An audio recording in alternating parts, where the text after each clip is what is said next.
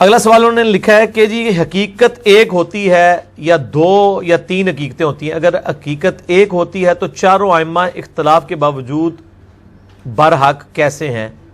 یہ تو میرے بھائی لوگوں کی منہ شگافیاں ہیں نا کہ چاروں ہی حق پہ ہیں. یہ تو بالکل اس طریقے سے ہے کہ یہ جناب گلاس ہے میرے ہاتھ میں، ایک بندہ کہتا ہے جی یہ گلاس ہے، دوسرا کہتا ہے نہیں جی یہ موٹر سائیکل ہے، تیسرا کہتا ہے جی یہ جہاز ہے، چوتھا کہتا ہے نہیں یہ کتاب ہے. تو اگر ہم کہیں گے نہیں چاروں ہی صحیح کہہ رہے ہیں، آخر یہ اتنے بڑے بڑے عالم صحیح کہہ رہے ہوں گے؟ نہیں، کہتا ایک ہی صحیح ہے. جب ایک مسئلے میں چار ائمہ کے اختلاف ہوں گے، چار ائمہ کے اقوال ہوں گے، چار ائمہ کا اختلاف ہوگا، ایک امام کہتا ہے یوں مسئلہ، ایک کہتا ہے یوں مسئلہ، ایک کہتا ہے یوں مسئلہ، پھر آپ کہتے ہیں چاروں حق ہیں، تو چاروں برحق کیسے ہو سکتے ہیں؟ ایک حق ہوگا اور ایک غلط ہوگا، چاروں حق کیسے ہوں گے؟ جب آپ سمجھیں، ہم کہتے ہیں چاروں ائمہ برحق عند الناس ہیں اور ایک امام برحق عند اللہ ہے. عند اللہ حق پر ایک ہے اور عند الناس حق پر چاروں ہیں. یہ عند اللہ حق پر ایک ہے اور عند الناس حق پر چاروں ہیں، اس کا معنی سمجھ لیں. 12 آدمیوں کی جماعت کسی علاقے میں جا رہی ہے، طلب علم کے لیے، تبلیغ کے لیے، جہاد کے لیے، خانقاہ کے لیے، تجارت کے لیے، کسی بھی غرض سے 12 افراد سے مشتمل ایک جماعت اور ایک قافلہ یہ چل رہا ہے. راستے میں ایسی جگہ پر پہنچے کہ جہاں پر آبادی مسلمانوں کی نہیں تھی اور موسم ایسا تھا ابر آلود کی جس سورج کا پتہ بھی چلتا نہیں تھا، اور ان کے پاس کمپاس بھی موجود نہیں کہ جس سے کوئی چیز معلوم کریں. اب مسئلہ یہ پیدا ہوا کہ قبلہ کس طرف ہے، چونکہ نماز کے صحیح ہونے کے لیے ایک شرط سمت قبلہ ہونا بھی ہے. قبلہ کس طرف ہے؟ ان میں سے 3 آدمی کہتے ہیں کہ اچھا جب قبلہ معلوم نہ ہو اور بتانے والا بھی کوئی نہ ہو تو پھر تحری کی جاتی ہے. تحری کا معنی اپنے دل سے فیصلہ لیا جاتا ہے کہ دل کیا کہتا ہے، قبلہ کس طرف ہے، دل کا غالب گمان کس طرف ہے. اس دل والے غالب گمان کا نام ہوتی ہے تحری، اجتہاد، جوت اور کوشش. اب اگر یہ 12 آدمی ہیں، چلو 12 شاید سمجھنے، آپ 4 کہہ لو، پھر آرام سے بات سمجھ آئے گی. 4 آدمی ہیں، ان 4 میں سے ایک آدمی کہتا ہے میری تحری، میرا اجتہاد اور میرا دل کہتا ہے کہ قبلہ اس طرف ہے، مشرق کی طرف. دوسرا کہتا ہے کہ میری تحری، میرا اجتہاد اور میرا دل کہتا ہے قبلہ اس طرف ہے، مغرب کی طرف. تیسرا کہتا ہے نہیں، میرا اجتہاد اور میری تحری، میرا دل ہی کہتا ہے کہ قبلہ اس طرف ہے، شمال کی طرف. چوتھا کہتا ہے کہ میری تحری، میرا اجتہاد اور میرا دل کہتا ہے کہ قبلہ اس طرف ہے، جنوب کی طرف. اب بتاؤ آدمی کتنے ہیں؟ 4. سمتیں کتنی ہیں؟ 4. یہ جب چاروں نماز پڑھیں گے، جو جس کی تحری مغرب کی ہے وہ نماز پڑھے گا تو منہ مغرب کی طرف کرے گا، جس کی تحری میں مشرق ہے وہ نماز پڑھے گا تو منہ مشرق کی طرف کرے گا، جس کی تحری شمال کی ہے وہ نماز پڑھے گا تو منہ شمال کی طرف کرے گا، اور جس کی تحری جنوب کی ہے وہ نماز پڑھے گا تو منہ جنوب کی طرف کرے گا. میرا سوال یہ ہے کہ نماز چاروں کی ہو گئی یا کسی ایک کی ہوئی ہے؟ چاروں کی ہو گئی نا. اسے کہیں گے یہ چاروں عند الناس برحق ہے. چاروں عند الناس، چاروں عند الناس برحق کا معنی یہ ہے کہ لوگ کہیں گے چاروں ٹھیک ہے، ہم کہیں گے چاروں ٹھیک ہے، ہم میں سے کسی کو غلط نہیں کہہ سکتے، لیکن ان میں سے اصل قبلہ، صحیح قبلہ وہ چاروں کا ہے یا ایک کا ہے؟ وہ صحیح قبلہ ایک کا ہے، یہ کون جانتا ہے؟ اللہ. ہم تو نہیں جانتے نا. ہم کہیں گے نماز چاروں کی ہوگی، ہم کہیں گے قبلہ چاروں کا صحیح ہے، یہ معنی عند الناس چاروں برحق ہے. اور اصل میں قبلہ ٹھیک ہے کس کا، یہ چونکہ اللہ جانتے ہیں تو ہم کہیں گے عند اللہ برحق ایک ہی ہے. جب ایک مسئلے پہ 4 اماموں کے 4 اقوال آ جائیں، ہم کہیں گے چاروں ٹھیک ہے، ہم کہیں گے چاروں پہ جنت ملتی ہے، ہم کہیں گے چاروں برحق ہیں، لیکن اصل میں مسئلہ کس کا ٹھیک ہے؟ ایک کا ہوگا نا. اور وہ کون جانتا ہے؟ اللہ.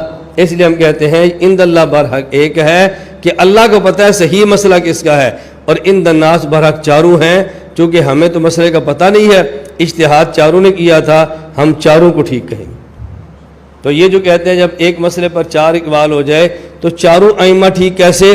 اس کا جواب میں نے کیا دیا، عند اللہ برحق ایک ہوتا ہے اور عند الناس برحق چاروں ہوتے ہیں. یہ اچھی طرح سمجھ لیں، پھر آگے سمجھانا سیکھیں.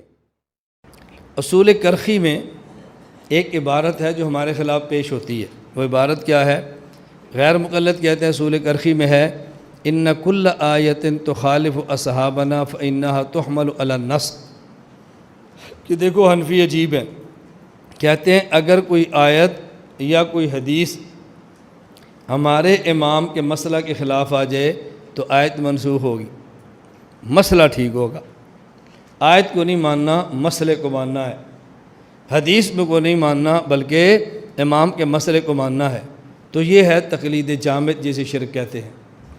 ہم نے کہا اصول کرخی کی پوری عبارت سمجھیں، اس میں ہے ان کل آیت تخالف اصحابنا فإنها تحمل على النسخ او على الترجیح والاولی ان تحمل على التاویل من جہت التوفیق، کہ اگر آپ کے ساتھ مجتہد کا ایک مسئلہ پہنچے نا اور کوئی بندہ اس کے مقابلے میں آیت پیش کر دے اور یہ بتائے کہ دیکھو مجتہد کا مسئلہ یہ ہے اور آیت یہ ہے، تو یہ ذہن نشین رکھ لینا کہ یہ آیت جو ہمیں معلوم ہے یہ آیت مجتہد کو بھی معلوم تھی۔ اگر کوئی بندہ کہے نا کہ دیکھو تمہارے مجتہد نے یہ مسئلہ لکھا ہے اور حدیث میں یہ ہے، تو آپ اپنا ذہن بنا لینا کہ یہ حدیث ہمیں معلوم ہے تو ہمارے مجتہد کو بھی معلوم تھی۔ کیوں؟ ہمارے پاس تو آیات اور ہمارے پاس تو احادیث بہت کم ہیں، ہمیں تو حدیث زیادہ نہیں آتی، اور پروپوگنڈا یہ کیا جاتا ہے کہ نہیں جی آج کے دور میں آپ نیٹ پر بیٹھیں اور یوں ایک بار کلک کریں تو 5 لاکھ حدیثیں سامنے آ جاتی ہیں، اور اس دور میں حدیثیں تھیں لیکن تھوڑی تھوڑی لوگوں کے پاس تھی، اتنی اکٹھی حدیثیں امام کے پاس موجود ہی نہیں تھی۔ اس لیے امام صاحب نے یہ بھی فرما دیا تھا کہ میں جب مسئلہ پیش کروں نا، اور بہت شریف نیک آدمی تھے کہ ابھی میرے پاس تو حدیثیں کم ہیں، میں مسئلہ پیش کروں، جب اس کے خلاف کہ تمہیں حدیث ملے نا تو مسئلہ چھوڑ دینا، حدیث کو لے لینا۔ اور تم کہہ رہے ہو اگر مسئلے کے خلاف حدیث آ جائے تو حدیث میں تعویل کرنا، مسئلہ نہ چھوڑنا، حدیث کو منسوخ سمجھنا، مسئلہ نہ چھوڑنا، حدیث کو مرجو ماننا، مسئلہ نہ چھوڑنا۔ امام حنیفہ فرما رہے ہیں حدیث کو لینا، مسئلہ چھوڑ دینا، اور تم کہہ رہے ہو مسئلہ نہیں چھوڑنا، حدیث کو منسوخ کہہ دینا۔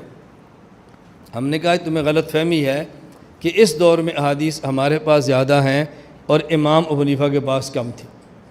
آج اپنے کتب خانے آپ کھول لو اور پھر دیکھو گے آپ کے کتب خانے میں احادیث کی کتنی کتابیں ہیں، ان کو گننا کہ تمہارے پاس حدیثیں ہیں کتنی۔ اور امام ابو حنیفہ اپنے بیٹے حماد کو وصیت فرما رہے ہیں، اس میں وصیت نمبر 19 ہے، اپنے بیٹے کو فرما رہے ہیں وَأَن تَعْمَلَ بِخَمْسَةِ أَحَادِيثَ وَأَن تَعْمَلَ بِخَمْسَةِ أَحَادِيثَ، بیٹا ان 5 احادیث پہ عمل ضرور کرنا، جماعتها من 500,000 جو میں نے 5 لاکھ احادیث میں سے چن کے تجھے دی ہیں، 5 لاکھ احادیث میں چن کے تجھے دی ہیں۔ اب بتاؤ امام کے پاس حدیثیں زیادہ تھی یا تمہاری لائبریریوں میں زیادہ ہیں؟ کیوں جھوٹ بولتے ہو کہ اس وقت کے بعد حدیثیں نہیں ہوتی تھی؟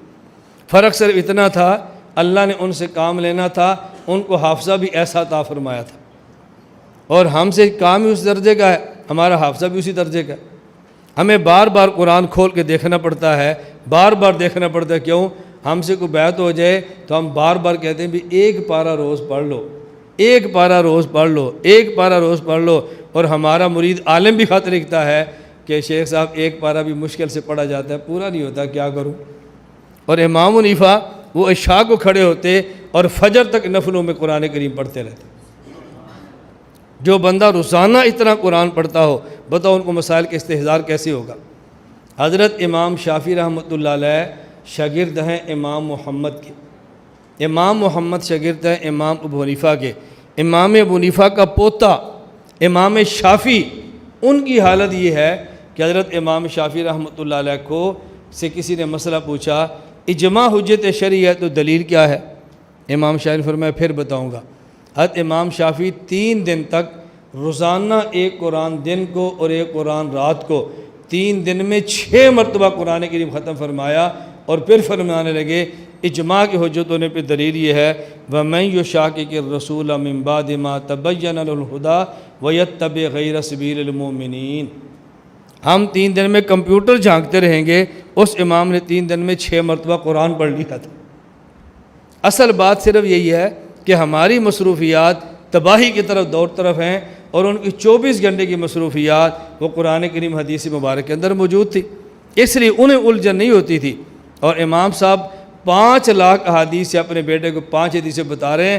اب امام صاحب کو اعتماد اتنا تھا اپنے مسائل پہ، اس اعتماد کی بنیاد پہ کہتے میرے مسئلے خلاف کوئی حدیث ملے تو مسئلہ چھوڑ دینا، حدیث لینا اگر تمہیں کوئی ملے.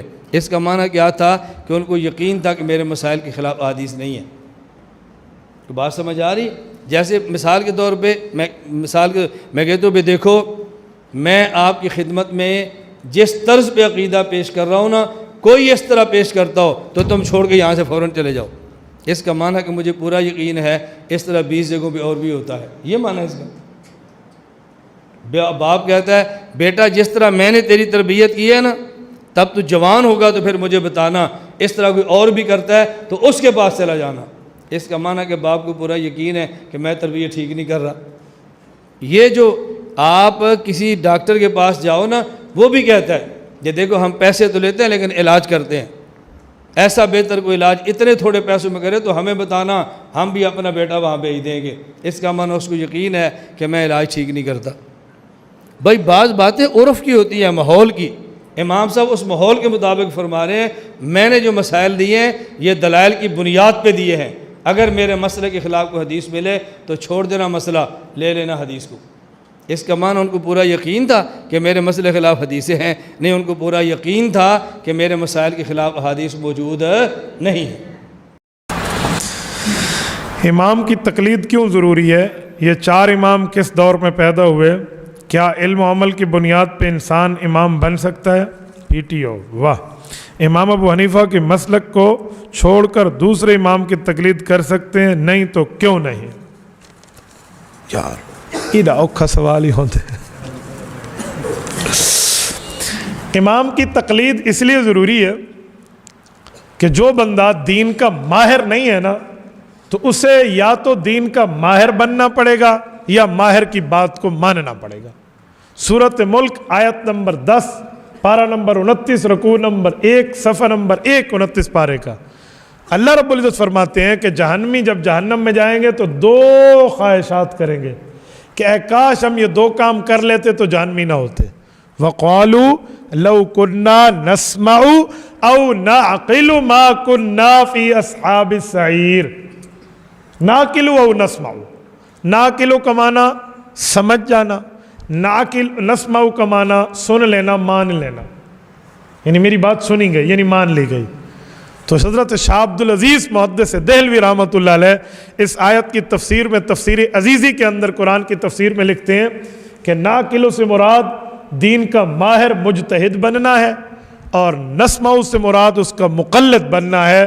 تو جہنمی جہنم میں رو کے کہہ رہے ہوں گے یا تو ہم دین کے ماہر ہوتے، مجتہد ہوتے، دین پہ عمل کرتے، یا مجتہد نہ ہوتے، اس مجتہد حق، اس امام برحق کی بات کو تسلیم کرتے تو جہنمی نہ ہوتے. تو اس لیے جہنم سے بچنا ہے تو یا تو ماہر خود بنیے دین کے یا پھر دین کے ماہر کی بات کو مانیے. اس لیے ضروری ہے. 4 امام کس دور میں پیدا ہوئے؟ امام ابو حنیفہ صحابہ کے دور میں پیدا ہوئے. امام صاحب کے بارے میں پہلی روایت ہے کہ سن 80 ہجری، ایک روایت ہے سن 70 ہجری، ایک روایت ہے سن 60 ہجری. 3 قول ہے. صحابہ کا زمانہ ختم ہوا ہے 110 ہجری پہ. 70 ہجری کا 80 ہجری کا قول لیں تو 30 سال، 90 100 110 30 سال امام حنیفہ نے صحابہ کا زمانہ پایا ہے.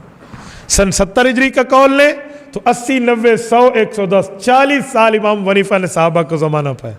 اور 60 ہجری کا قول لیں تو کمال ہی ہو جائے کہ 70 80 90 100 110 50 سال، آدھی صدی امام ابو حنیفہ نے صحابہ کا زمانہ پایا. ٹھیک ہے، باقی ائمہ ان کے بعد کے ہیں. تو امام ابو حنیفہ ائمہ میں سید التابعین ہیں، تلامذہ صحابہ ہیں، تلمیذ صحابہ ہیں، صحابہ کے شاگرد ہیں، حضور علیہ السلام کے شاگرد کے براہ راست شاگرد ہیں. باقی ان کے بعد آئے.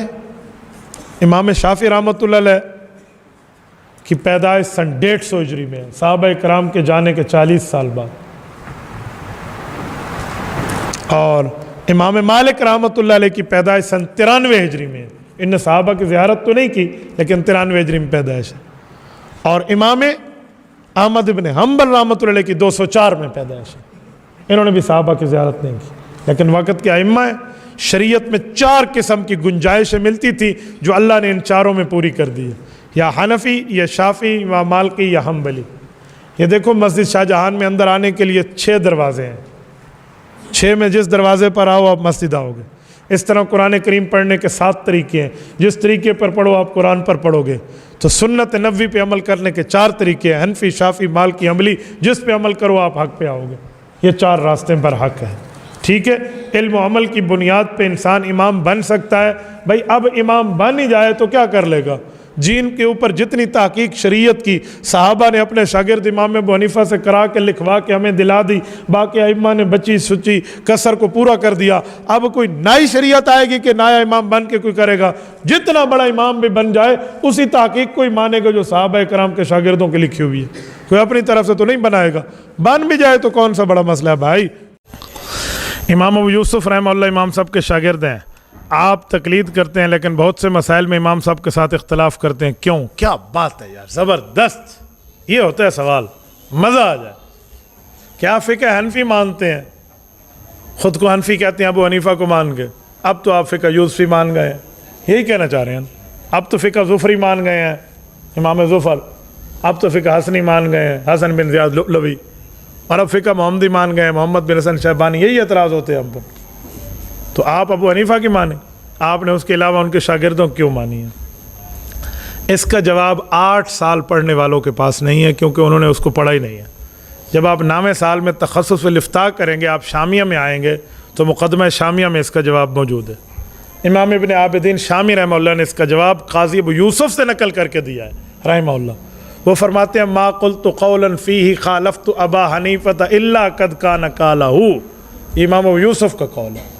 وہ فرماتے ہیں کہ ہم امام حنیفہ سے اختلاف کیوں کرتے ہیں؟ ہمارے بھی تو وہ بڑے ہیں، تو ہمیں صاحبین والا مسئلہ، شیخین والا مسئلہ، یہ طرفین والی یہ جو باتیں ہم چلاتے ہیں فقہ کے کلاسز میں، تو وہ جواب دے رہے ہیں۔ فرمایا ایک مسئلے پر جو ہماری رائے ہے، جو امام صاحب کے بظاہر مخالف ہے، وہ مخالف نہیں ہے، وہ ایک ہے۔ کہتے ایک کیسے ہے؟ سنیں، امام صاحب رحمۃ اللہ علیہ کی فقہ شورائی ہے، امام صاحب مسئلے کا حل بتاتے تھے کہ یہ جو حل ہے نا اس کے 5 حل ہو سکتے ہیں، یہ بھی ہو سکتا ہے، یہ بھی ہو سکتا ہے، یہ بھی ہو سکتا ہے، یہ جواب ہے، یہ جواب ہے۔ ان میں کسی ایک جواب کو امام صاحب ترجیح دیں تو امام حنیفہ کا قول، وہ صاحبین ترجیح دے دیں تو وہ ان کا قول، اصل میں وہ بھی امام حنیفہ کا قول ہے۔ میں مثال دے رہا ہوں، کوئی مجھ سے پوچھے مولانا ملتان جانا ہے کیسے جائیں؟ آپ کہیں گے چوک میتلا سے ہوتے ہوئے سیدھا وہاڑی روڈ پرانا جائیں، آپ ملتان پہنچ جائیں گے، ایک جواب۔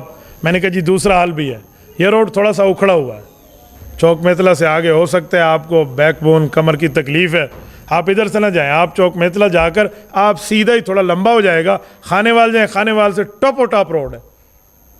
میں اس طرح ہی جاتا ہوں، آپ کو پتہ، کوئی آپ کو کہے گا اتنا لمبا سفر، جی ہاں اپنی جان کے لمبا سفر کر لیں، تکلیف نہیں ہوگی، کوئی پرابلم نہیں ہے۔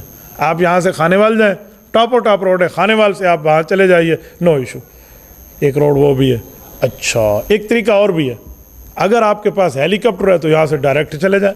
اچھا بہترین یار، میٹرو یہاں اگر چل رہی ہوتی تو میٹرو چلے جائیں، نہیں تو آپ کسی سے موٹر سائیکل لے کر بھی گلیوں سے جا سکتے ہیں، کئی طریقے ہیں، تو آپ کسی حساب سے جائیں۔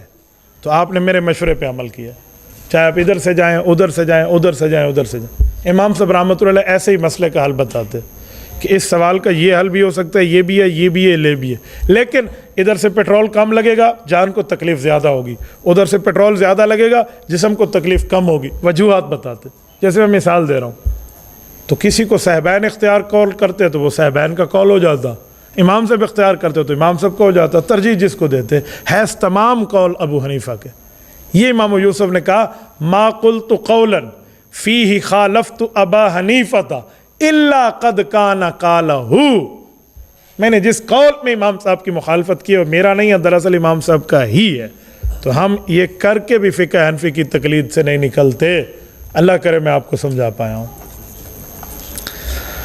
کیا 4 اماموں کے بعد کوئی مجتہد پیدا ہوا اور اب بھی کوئی مجتہد پیدا ہو سکتا ہے؟ جی ہاں، 4 اماموں کے بعد بھی کئی مجتہد پیدا ہوئے ہیں، اب بھی ہو سکتا ہے، بعد میں بھی ہو سکتا ہے، کوئی ایشو نہیں ہے۔ بھائی نبی تو نہیں ہے کہ نیا نبی پیدا نہیں ہو سکتا، فقیہ ہے، یہ تو پیدا ہو سکتا ہے، کیوں نہیں ہے؟ لیکن اس فقیہ نے کرنا کیا ہوگا؟ وہ اپنی فقہ لکھے گا. بھئی دین کے جتنے مسائل تھے حضور پاک کے صحابہ سے امام حنیفہ نے پڑھ کے لکھ دیے ہیں. 12,90,000 مسائل لکھے, کچھ نہ کچھ رہ گئے یا اس میں اختلاف کسی مجتہد کو حق بنا تو امام شافعی نے لکھ دیا, امام مالک لکھ دیا, امام احمد نے لکھ دیا. اب کوئی فقیہ ہو بھی تو وہ جتنے اصول لکھے گا تقریباً اصول ان ائمہ اربعہ نے لکھ دیے ہیں. قرآن کریم پڑھنے کے کتنے طریقے ہیں؟ 7 طریقے. اب کوئی قاری اور نکلے اور وہ کہ میں 8واں طریقہ ایجاد کیتے ہیں, کر لے گا؟ نہیں کرے گا, وہ قرآن میں 7 ہی ہے.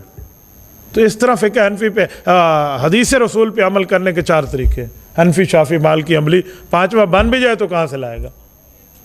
ہو بھی فقیہ نو ایشو, تو کیا کرے گا؟ تو مجتہد فی المذہب تو ہو نہیں سکتا. ظاہری بات ہے 2 باتیں ہوں گی, یا تو وہ تقلید کرے گا جیسے امام ابو یوسف بھی کر رہے ہیں امام حنیفہ کی, اور یا تقلید نہیں کرے گا تو پھر علیحدہ مذہب بنائے گا تو گمراہی پھیلانی ہے, اور کی کرنا. یہ جو لوگ کہتے ہیں نا قرآن حدیث سے خود سمجھو. رات ہم آ رہے تھے ایک جگہ سے, تو رات نہیں کل دوپہر کی بات ہے, ایک بندے نے مجھے کہا مولانا فرقے تو بہت بن گئے ہیں, ہر بندہ کہتا ہے میں حق پہ ہوں, بس قرآن پڑھو جو سمجھ ہے اس پہ عمل کرو. میں نے کہا جی بات تو آپ کی بظاہر ٹھیک ہے, ایک سوال میں کروں, ڈاکٹر تو بہت بن گئے ہیں, ہر بندہ ڈاکٹر کہتا ہے میری دوائی استعمال کرو, چھوڑو دوائیوں کو, ڈائریکٹ میڈیکل کی کتاب اٹھاؤ, جو سمجھ ہے وہ عمل کرو. کہ صاحب ہیک جیندہ نہ بچ سی, میں کہ پوترے ہیک کی صحیح عقیدے والا نہ بچ سی, چھکی رکھ کام کو. تو یہ جو لوگ کہتے ہیں نا کہ خود اس پہ عمل کرو, خود عمل کرو, تو معاذ کو حضور نے کیوں بھیجا ہے؟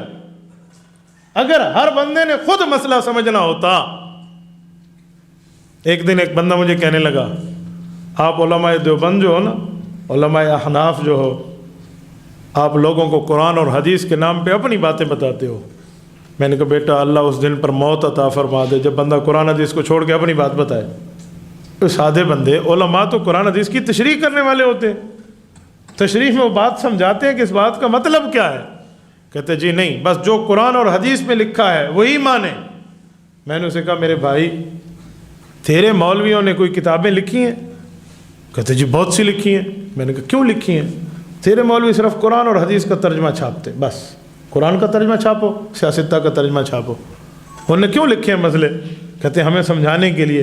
میں نے کہا تیرا مولوی سمجھانے کے لیے لکھے تو ماننا جائز ہے, امام ابو حنیفہ صحابہ کا شاگرد 1400 سال پہلے لکھ جائے تو ناجائز کیوں ہو جاتا ہے یار؟ ناجائز کیوں ہو جاتا ہے؟ تو امام اعظم ابو حنیفہ رحمہ اللہ جب آئے, انہوں نے ان جیسی احادیث کو لے کر بنیاد بنائی اور قرآن اور حدیث میں چھپے ہوئے مسئلوں کو نکال کے لکھنا شروع کر دیا.